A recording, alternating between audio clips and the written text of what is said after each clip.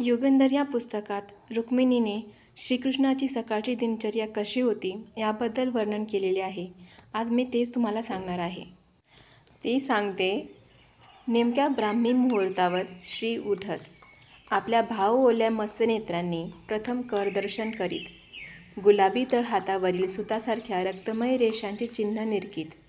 ध्यज, चक्र, पद्म, मत्स्य, यव, स्वस्तिक अशी राजचिन्ह पारखताना स्मितहास्याच्या नाना तरल छटा त्यांच्या मुद्रेवर क्षणात तरळून जात.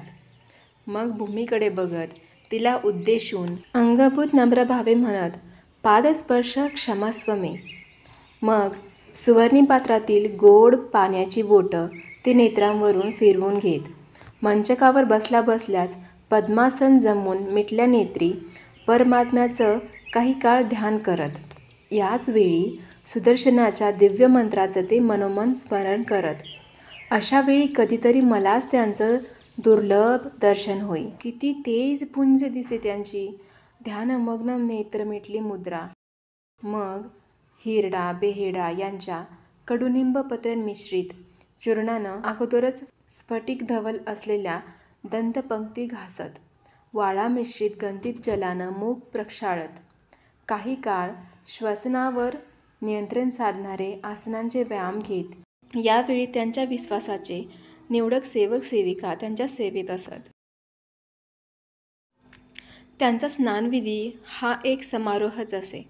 प्रशस्त सुवर्णे गंगाळात आनळतातल्या विविध नद्यांचं उष्ण समशीतोष्ण व शीतल जल भरलेलं असे. निरनिराळ्या लहान मोठ्या सुवर्णी तरसाळ्यांत विविध सुवासिक उटणी असत. गोवर्धनाच्या खाणेतून आणलेली चाळलेली ताक करंजेलात मळलेली पोषक लाल मृत्तिका असे. ग्रीवा वक्ष टाचा चांगला घासून काढण्यासाठी गंडकीतून आणलेल्या काळा कुळकुळीत पाषाण चिपा असत. उटणी मृत्तिका यांचा लेप झाल्यानंतर वाळा मिश्रित जलानं ते न्हात.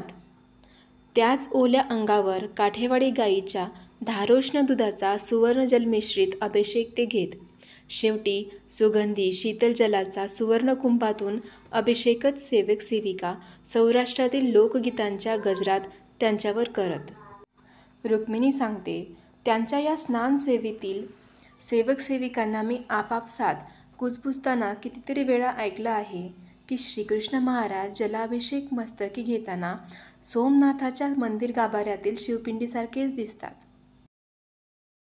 ती पुढे सांगते, श्रींना असं सुस्नात होऊन राजवेश धारण करून वक्षावर शुभ्र ताजी टवटवीत गंधित वैजयंतीमाला व मस्तकी धारण केलेला मोरपीसधारी सुवर्णी मुकुट असं बघताना मला कित्येकदा ते पश्चिम सागरातून वर उठणाऱ्या आभामय सूर्यदेवासारखेच वाटत आले.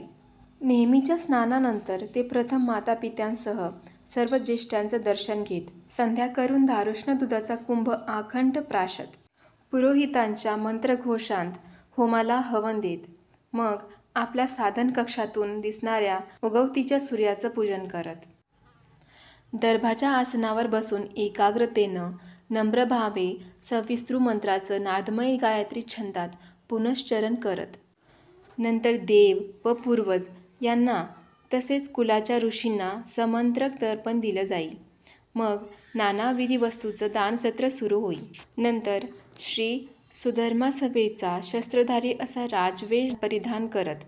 अशा वेळी कधी ते खांद्यावर अजितंजय धनुष्य पेलत, पाठीशी ठासून पान भरलेली तुनीर असे.